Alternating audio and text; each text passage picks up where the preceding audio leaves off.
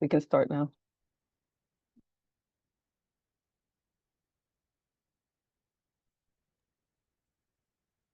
Good afternoon or good morning to everyone, um, no matter where you are. My name is Ashley Adams. I am the former national coordinator for the African American Civil Rights Network. Um, However, I currently work under the National Park Service Park History Program. Today, we will be doing a webinar with our partners over at the Reconstruction Era Network. It's an information session today. We'll talk a little bit about ACORN and then we will roll into the Reconstruction Era Network. If Eric and Nathan would like to introduce themselves.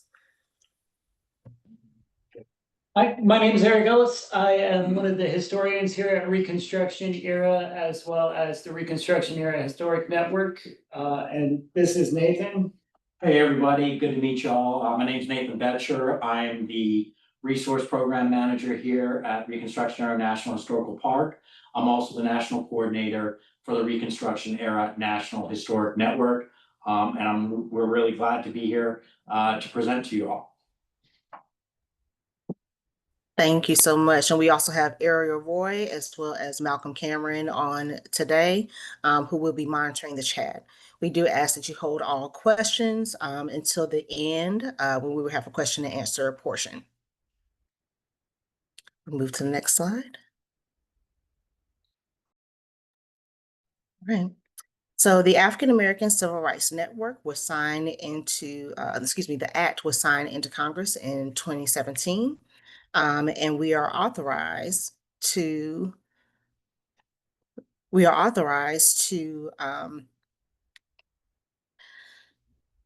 I'm so sorry, I lost my place. We are authorized to promote and connect folks who are doing the work in African American civil rights, as well as the people and programs and facilities that are continuing to uphold and uplift the work of the African American civil rights movement. We define the African American Civil Rights Movement as the time from the transatlantic slave trade to currently 1975.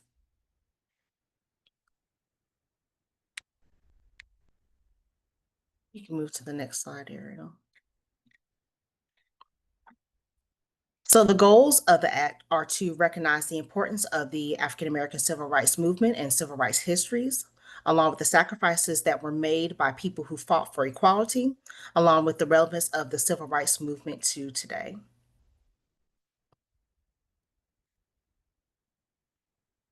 And those goals are accomplished through the National Park Service creating the African American Civil Rights Network, as well as review studies and reports to complement existing studies of the historical importance of the African American Civil Rights Movement, along with producing educational materials related to the Civil Rights Movement. And we also created an official logo, which you saw on that very first slide.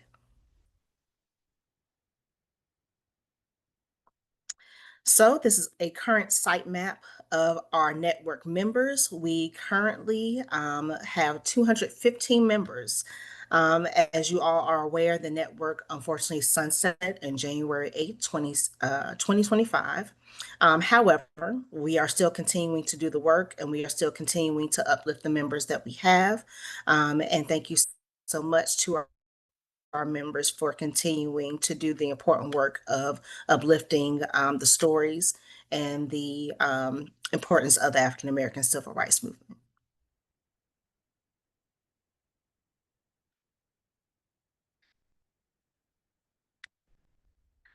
So, which brings us why we are here today. Of course, we do a lot of partnerships and collaborations. We do that with the Association for the Study of African American Life and History, as well as with the Association of African American Museums, or AAAM.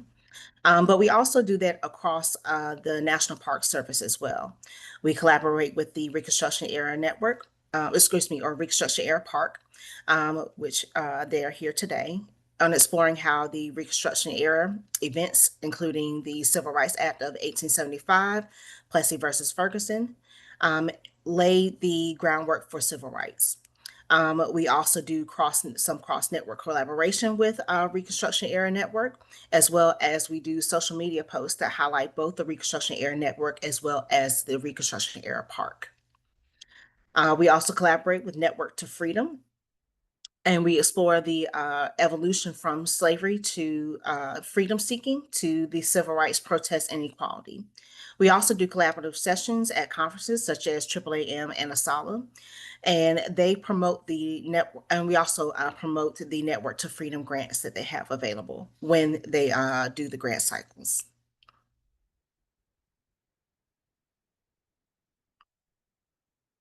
So some examples of our cross-network members, both on Reconstruction Era and Network to Freedom, include Carter G. Woodson National Historic Site, the Penn Center, Lincolnville Museum and Interpretive Center, as well as Whitney Plantation for the Reconstruction Era Network. And for Network to Freedom, we have Freedom's Frontier National Heritage Area, Independence National Historical Park, Michigan Street Baptist Church, and the Reginald F. Lewis Museum.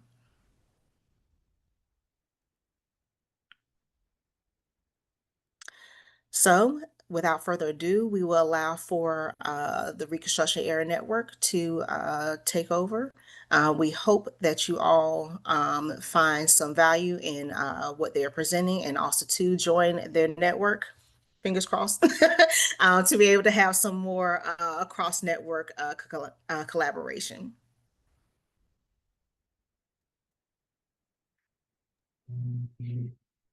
Right. Hello, everyone. Again, I'm Eric Ellis, and I'm going to talk to you a little bit today about the Reconstruction Era National Historic Network. Do I click? Or, yeah, you're going to have to click here. Okay, so what is the Reconstruction Era? National Park Service defines the Reconstruction Era from the period of the start of the U.S. Civil War in 1861 to about 1900. According to the chief historian of the Park Service, it's a flexible end date. Like Ashley said, we work a lot with ACORN, dividing that time period because really Reconstruction flows into the civil rights period.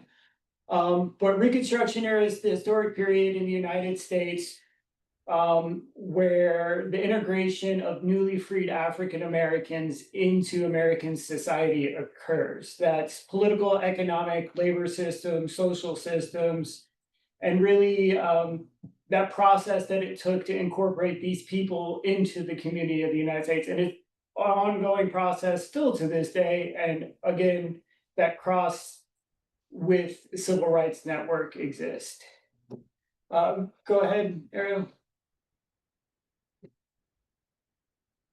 So what is the network? So with the network, the idea of Reconstruction as a national picture. So we take sites both inside and outside of the Park Service and collect stories of Reconstruction from around the United States to incorporate a bigger picture narrative of what the Reconstruction era was. Go ahead.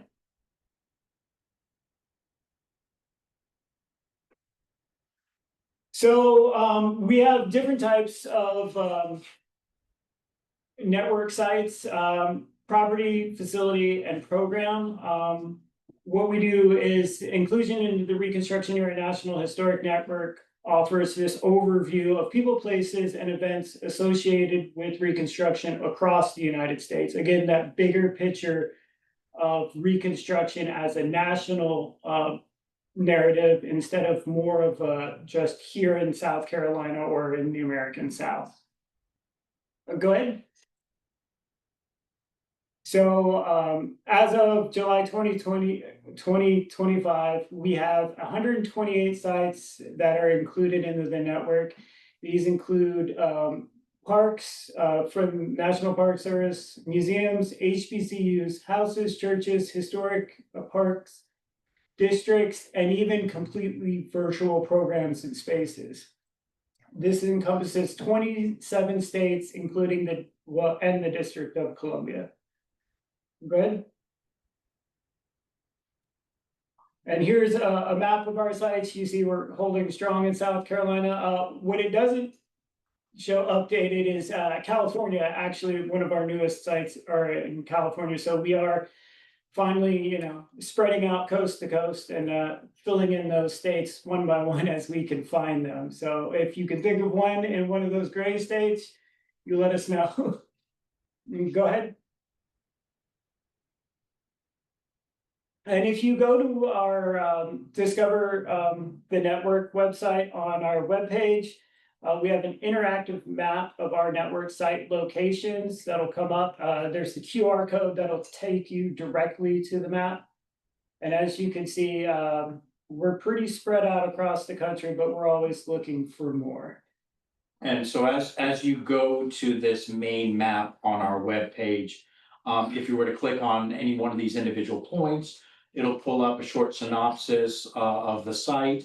And for those sites that have standalone websites or social media, we link directly to their homepage. If they do not have their own website, we build out sort of an information page hosted on our website to tell all about the history of the site, throw in historic photos, things like that.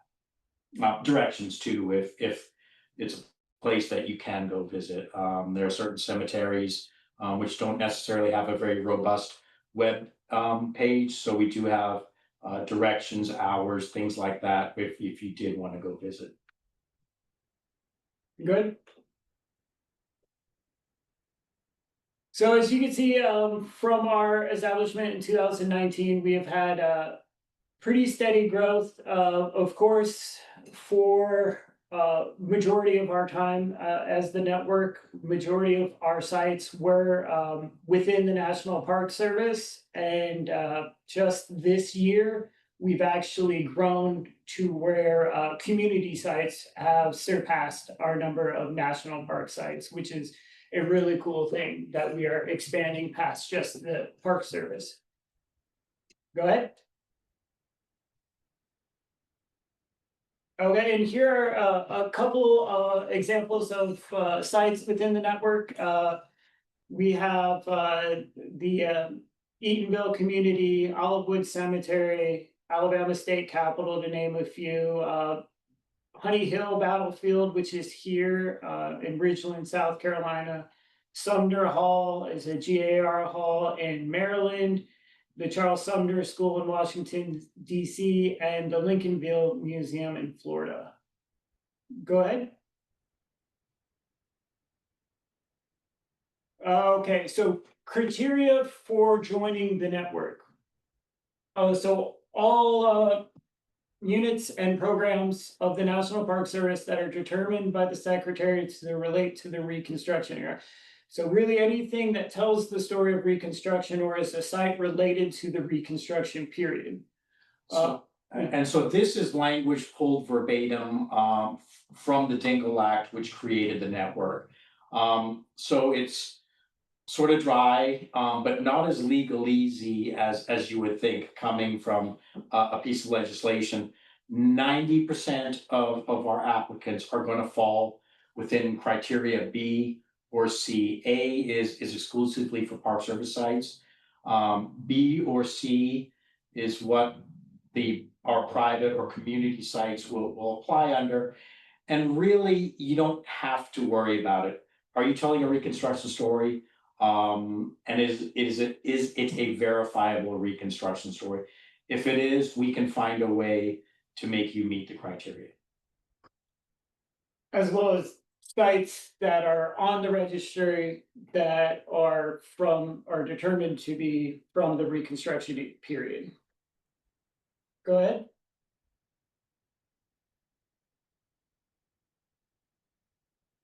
All right, so this is sort of like the stripped down version of what our criteria is, right?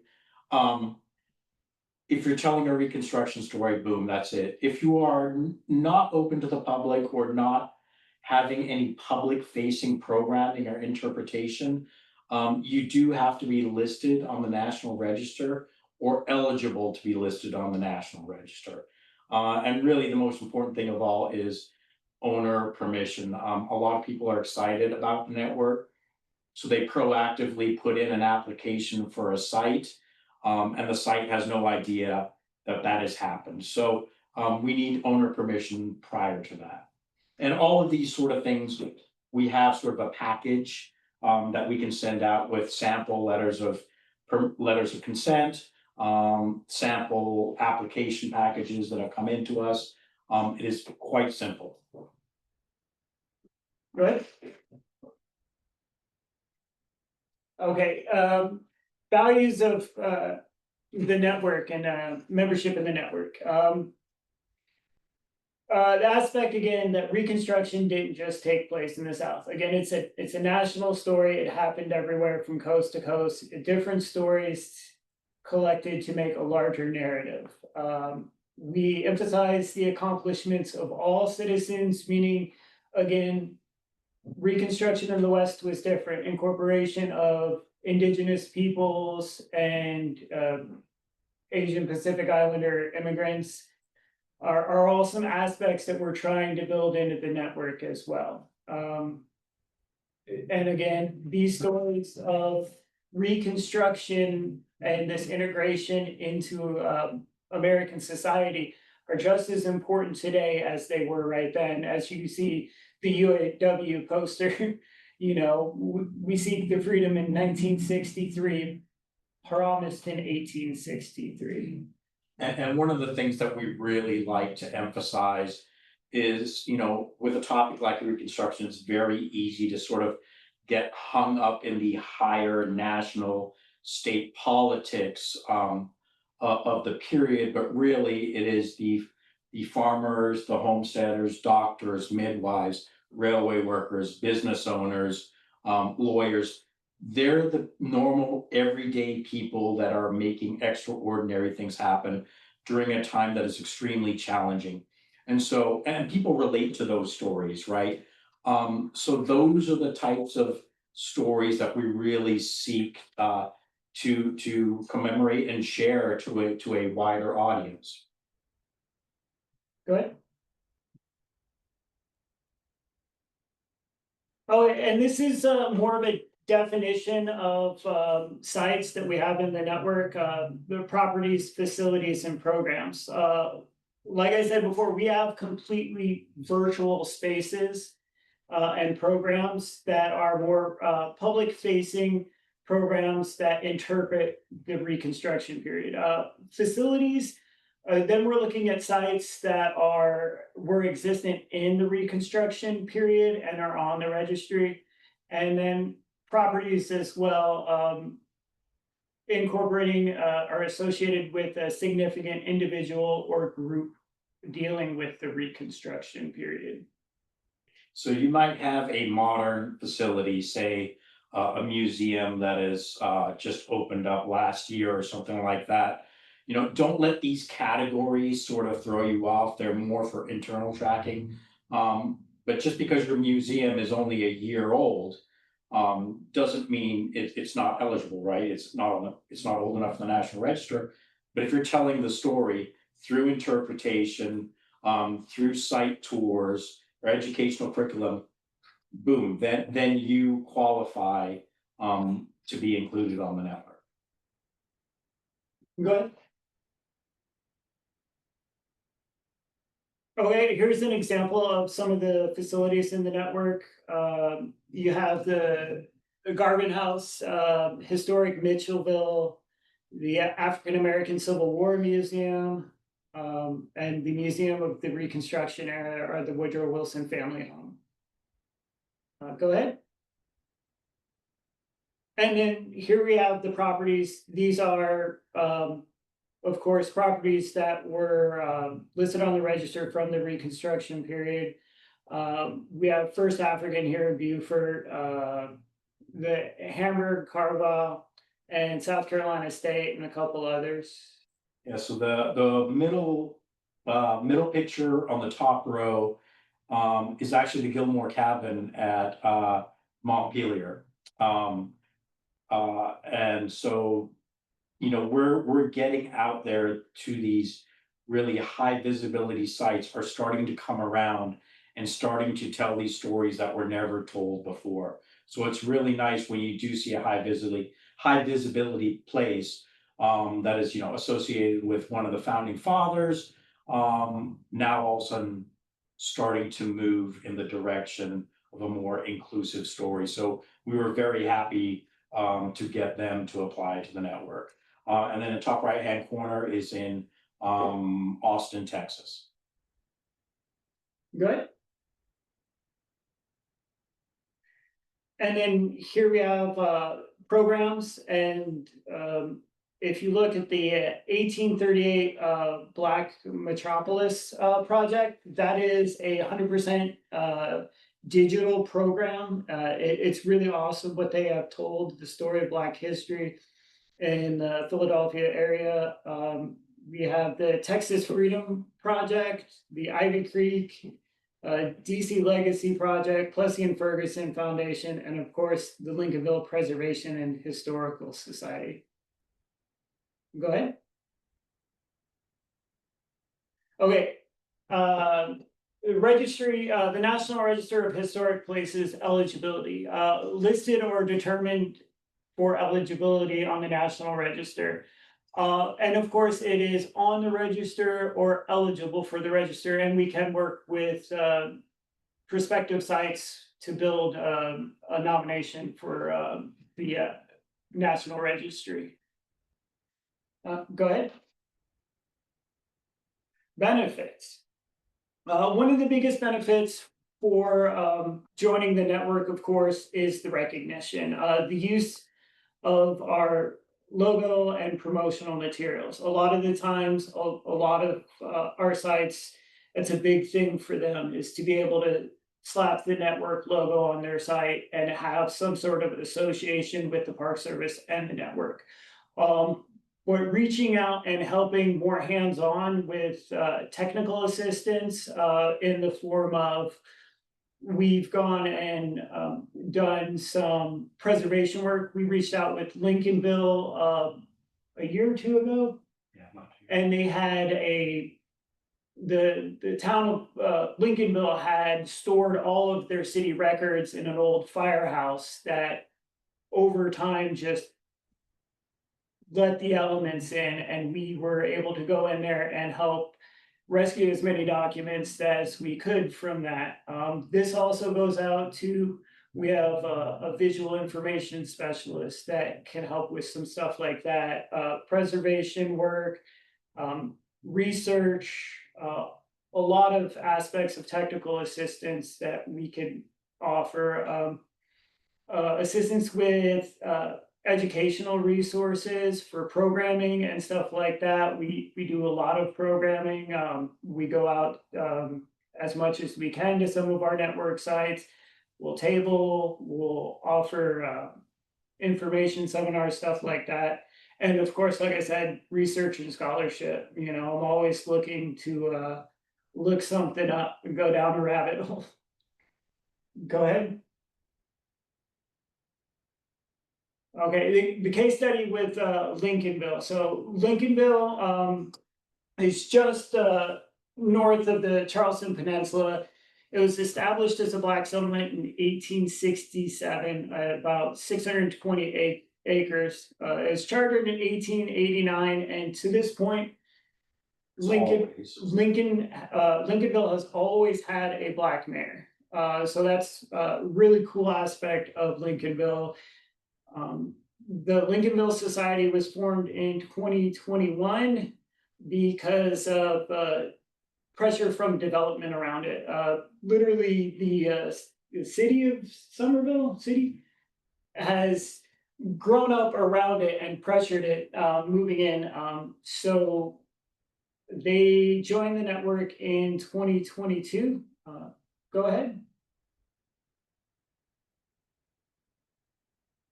Okay. So one of these things that we're able to do while we're not able to issue grants, we do facilitate a lot of connections with helpful agencies. In this case, with Clemson University. So what they were able to do is after Lincolnville was designated as a historic district. Um, sorry. Clemson was able to come out, and the Clemson students, they do a lot of work. There is a how big is the park that they have established up there now? Oh, I can't remember the size of the park, but the big thing was the cemetery survey. Yeah, so the Clemson students were able to come out and do a archaeological survey on the cemetery out there in Lincolnville.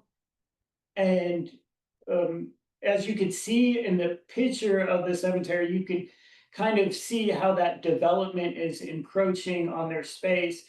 So we were able to connect them with the people to not only designate it as a historic district, but to do the archaeological survey and protect that space. Not only that, the students were able to develop as part of their classwork, treatment plans and care plans. So, sort of upkeep on the headstones in the cemetery. But also, you see that building on the right is the old 1930s jail. So to do measured drawings for the jail and then come up with some treatment options, to stabilize, the jail so it no longer was falling in. Good. Okay, what the network isn't. Like I said before, we're not a grant funding agency. We don't have any funding source.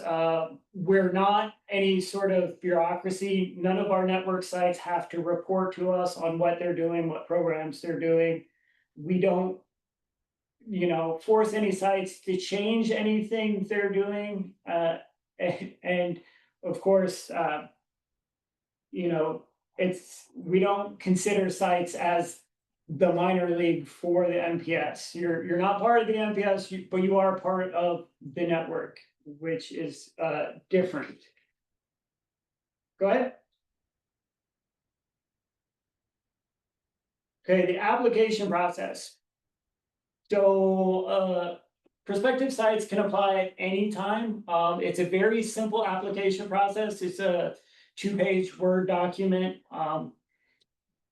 For properties that are not on the National Register, we can provide the information and help getting on the registry if it's a facility that is eligible that way. We can help procure supplemental documents. Like I said, we have examples of ownership and applications that we could send out and help. Yeah, so the last bullet there, obviously we've undergone some staffing changes. So we used to do quarterly panels with the applicants and make those announcements quarterly. We're sort of shifting more to a biannual model. So we're looking now with a new schedule, probably looking at applications in February, Marchish timeframe, and then again in about October, November timeframe. But we're still playing with the calendar a little bit, but we absolutely accept applications on a rolling basis. And once we have received it and sort of gone over, given it the once over, make sure everything looks good, that's when we'll let you know when our next panel is. Yeah, and like I said, we work with you as soon as you show interest in applications. We'll work on the application with you. We'll build up your application, photos, documents, supporting documents, stuff like that. It's a very hands-on process, and we really go through the steps with you pretty much each step of the way. We want to make sure that you've got the best application possible because Eric and I are on the panel, but there are other panelists also. So if we're both very satisfied with your application and you're very satisfied with that you have projected how you want to tell your story, once it goes through us, it's very rare that, I mean, not to toot our own horn or anything, but it's very rare that we get a site voted down. So again, is very interactive and will go up until the last minute, making sure that the application is absolutely the strongest it can be. Go ahead. Okay, and here's just another link to our website and the QR code. If you are curious or any more questions about the network, or you know of any sites that you feel could be in the network, feel free to check out our website. There's a lot of information about a lot of the network sites that we had, and Nathan told you to with that map. We do a really good write-up on every network site that we have. Go ahead. And this is just a list of our program, our network staff, with the exception of Dr. Marion Crenshaw Austin. She is no longer with us. She went back over the pond to England. But all these other email addresses are still good, so by all means, ping them.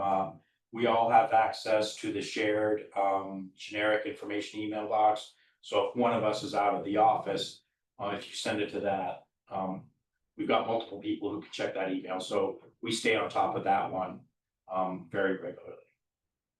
Go ahead.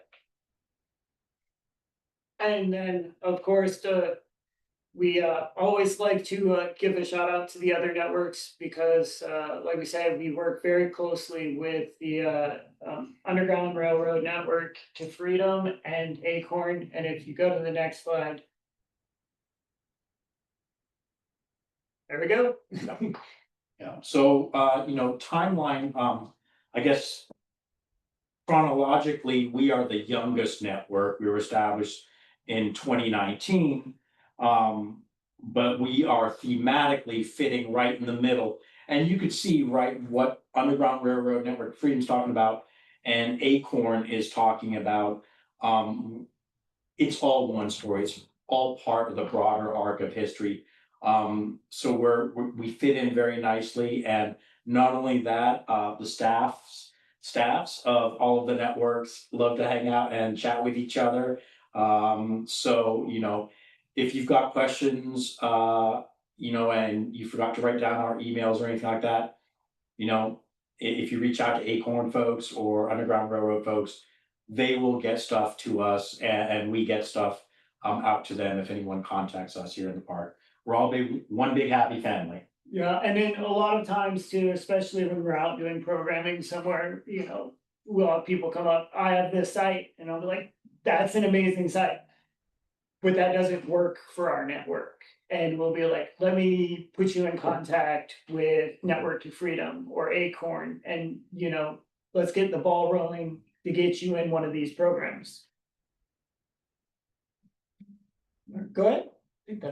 I think that was the last slide. So we're willing to take questions as long as they're super easy and yes, no. Oh, one question to that. All right, so we can either do questions from the chat or you can come off of mute in order for you to ask your question. Thank you so much to the folks from Reconstruction Era Network. I do encourage that you visit the site located down in Beaufort, South Carolina as well. Looks like there's one from Edwin Henderson.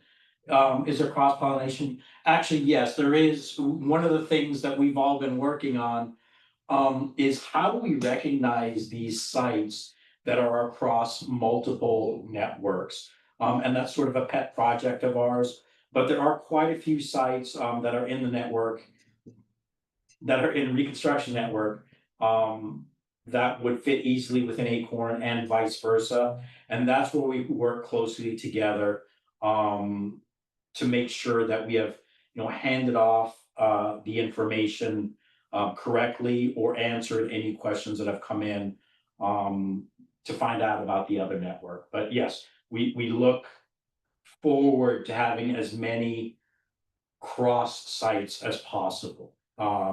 Because these sites are telling an important story, and to be able to be recognized on multiple levels with multiple networks is awesome.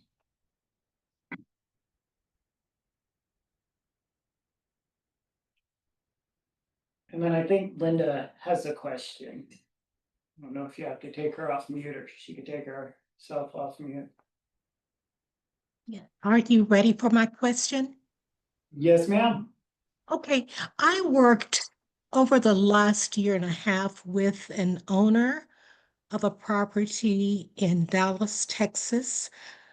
The owner is the granddaughter of the person who purchased the property in 1916. It's in the North Dallas Freedman town, which is which was the largest freedman town in Dallas. There were several, but anyway, it's been very gentrified. Um, so she has one of the remaining single family properties in this gentrified area. Her grandmother was a business person, and I'm sure that is one of the reasons she was able to keep the property. But anyway, we worked together and produced a short documentary of the property in North Dallas, Freedman Town, and we screened it, and then PBS picked it up and showed it several times during Juneteenth. So when I looked at your dates, I thought maybe that would be eliminated because we go over the 1900.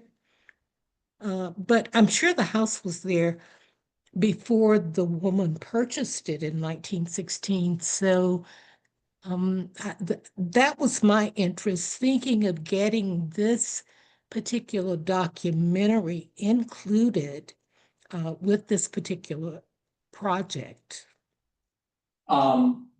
We actually have applicants that were accepted based off of a documentary. The Hillsdale Berry Farm in Washington, D.C. Did a documentary.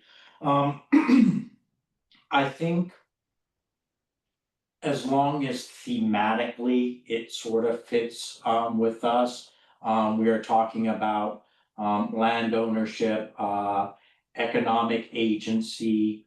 I'm sure there's some political agency also in terms of voting, possibly being a location of advocacy. I would definitely love to see, we would definitely love to see the documentary and see what is possible, and then sort of bounce it off the rest of the network team. But if the house is built in 1916, but prior to that, there were other properties that date back to the original founding of Freedman Town.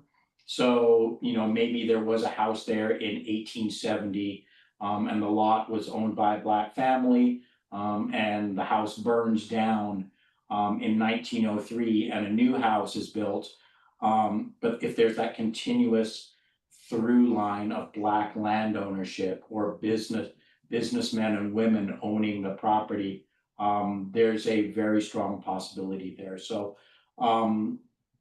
if you didn't catch our emails in the beginning, Ashley and Ariel would be more than happy to share them with you, and then we can continue the conversation.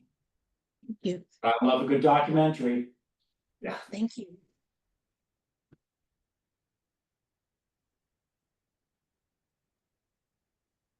Thank you, Ms. Lamar. It looks like we have another question from Mr. Henderson. Are we able to take him off of mute? Okay, can you hear me? Yep. Yes, sir. Okay, in Falls Church, Virginia, we've developed researched to preserve the history of a very vibrant African American community here, of which there was a um, town councilman that was elected. But while he was elected, the council moved to gerrymander the black section of town out of the town. However, over the last 25 or so years, we've preserved this history to the point where the city has created a Tenner Hill Historic District. We have a Tenner Hill Historic Site. We have 2 Virginia State markers. And they're doing a mural in the town, in the council chambers, of the individual that was elected to the town council, Mr. Frederick Foote. And so we've developed quite a history here. A lot of it is, well, 19th century. So it would fit into, the National Reconstruction Era National Historic Network. And we are members of ACORN. That's why I was asking about cross-pollination, because we would like to submit what we had, for ACORN to your network to be involved with you.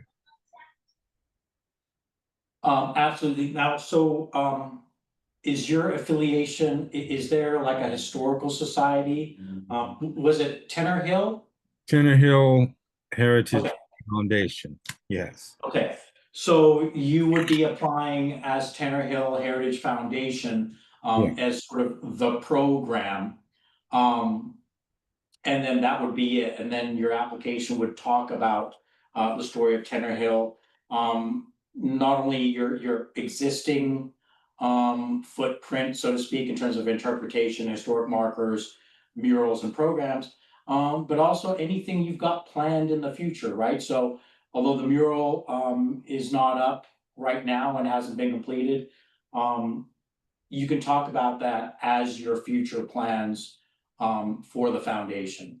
So Eric, you want to We tell me? actually have a mural up now too, Oh, it is up. I'm which sorry. says "Welcome to Tenner Hill" on Lee Highway. Gotcha. Ironically, Lee Highway and going through Falls Church. Okay. Absolutely. Eric is typing both of our email addresses now in the chat. I didn't even think of that. So by all means, shoot us an email. You don't get extra points for being on ACORN. I wish I could give out extra points. But absolutely, if you have been viewed favorably by ACORN or Underground Railroad Network to Freedom, we know that your story is solid, right? And it's already been looked over by our peers. So I trust them and I trust you. So Thank you. you're welcome. Looking forward to reading your application. Sally Kashala, yeah, you're fine. If your museum is telling a Reconstruction story, now 90% of your exhibit doesn't have to be Reconstruction, right?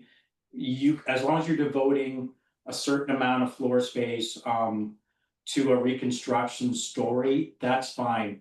Don't worry about the National Register stuff. Now, if you aren't doing any Reconstruction programming, then we would need to be register or register eligible. Could you tell us a little bit about your museum?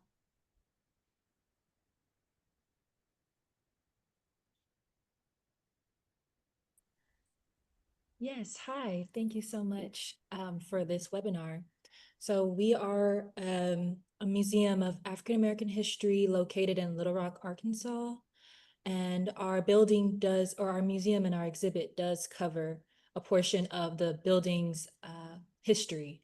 So in that effort, we talk about Reconstruction era, the Reconstruction era and its connection to Little Rock and our specific place within the city. And we go throughout history and we talk about events throughout the last century as well. But there is a large portion of our exhibit that is always included and speaks about in our programming, that speaks about the history of the building and our namesake in particular, an organization that was founded in 1882 when the building was originally constructed as well. So. Okay, yeah, as long as, you know, the story on the inside of the building that you are telling, that you are engaging with visitors on, is a reconstruction story.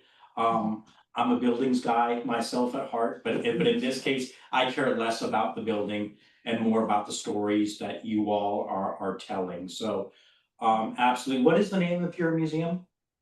Yes, it's called the Mosaic Templars Cultural Center. Okay. We have retained the namesake of the building, the Mosaic Templars, but that was also an organization founded for burial and life insurance by two formerly enslaved Black men. And we carry on the namesake and we speak about the history of the organization as it relates to the building. But like I said, we also are a cultural center, so we speak about education, business, the connections and the contributions of Black folks to Little Rock and Arkansas history throughout the century. But I think that sounds, Yeah. yes, You- related to what you said. You fit the profile of what a community museum looks like on our network. So let's continue to have that conversation also. Okay, thank you so much. You're welcome. This is exciting. Three new perspectives. Yeah. So that was the point of today's webinar, was to, you know, be able to connect you all, of course, with ACORN members who you know, of course, fit the criteria for Reconstruction Era Network, and to allow for ACORN members to know that there's more than just ACORN out there. So I didn't see any other questions in the chat. I want to allow for people to have, we have plenty of time, it looks like, still left for questions.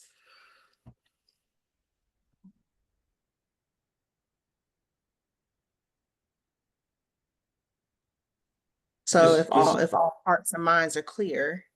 Yeah, There was this- a Miss Beverly Foster. She raised her hand. Okay. So I'll take I'm her so off of sorry. mute. That's a, Thank you, Ariel. you're welcome. All right. Hello, Thank you. can you hear me? We can hear you, Beverly. I had put in the chat, will a link be provided so that we can see this webinar again, that, you know, is recorded?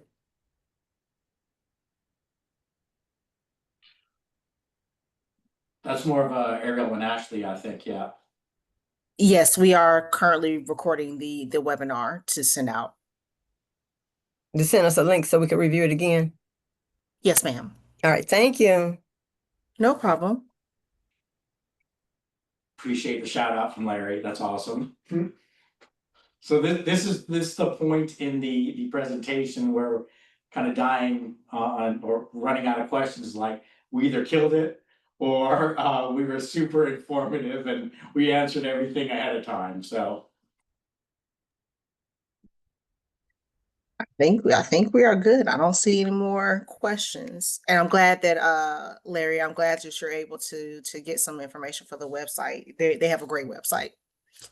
I will say that one of our goals, you know, amongst all the changes that have happened with NPS, was to be able to cross-populate some of our applicants, to be able to connect with Reconstruction Era Network, as well as Network to Freedom. We are still working on that, so very slowly. So we are hoping that at some point we'll be able to do that, so that it'll be easier for you all to apply to each network. So I'm glad to see that people are already starting to fill out applications. I am so glad that we were able to do this today. Again, Reconstruction Era Network, Reconstruction Era Park. If you, Eric or Nathan, if you could please put the address into the chat. So that way, even if people don't necessarily join the network, they are able to come visit the park. Again, the park is located in Beaufort, South Carolina, and there's a lot there to offer. They are also tabling every year at the Gullah Geechee, the original Gullah Geechee Festival that normally happens. It's a Memorial Day weekend. Is that correct? We have Memorial Day weekend, we're there at the original Gullah Geechee Festival, and then in November, usually around Veterans Day weekend, we show up at Penn Center's Heritage Days on St. Helena Island. So we do it all. Yep. So again,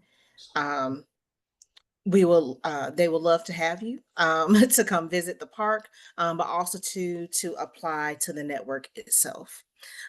So we look forward to seeing some of our ACORN members cross-populated on their lists within the next quarterly newsletter that they send out.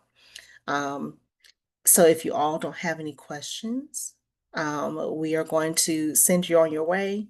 Have a wonderful afternoon or an amazing morning if it's still morning where you are. And we appreciate your time. And we hope to do this again soon. Oh, we do have one more question for Mr. Henderson. We're ready.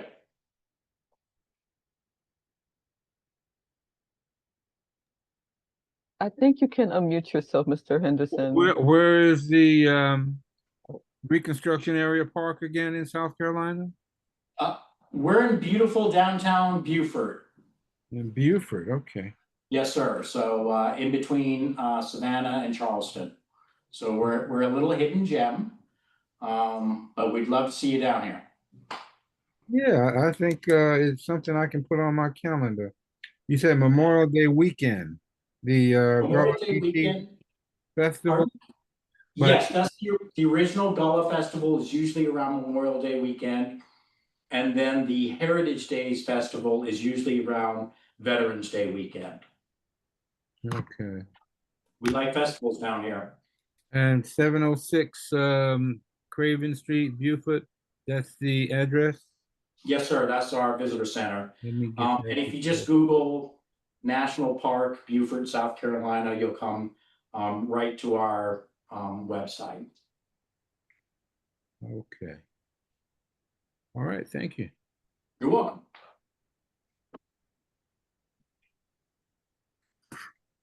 All right. Well, thank you so much to you all for joining us today.